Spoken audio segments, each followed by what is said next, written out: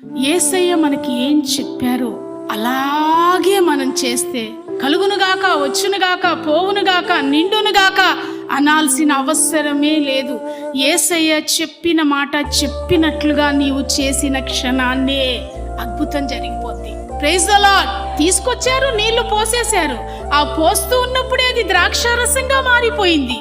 యేసయ్య ఏమీ చేయలేదు, తీసుకెళ్లి వడ్డించే వారికి ఇస్తే అంతకు ముందు కంటే శ్రేష్టమైన ద్రాక్షారసంగా మారింది. Praise the lord. అంతకు ముందు వారు ఇచ్చిన ద్రాక్షారసం కంటేనంట ఈ ద్రాక్షారసం మరి మాధుర్యంగా ఉందంట.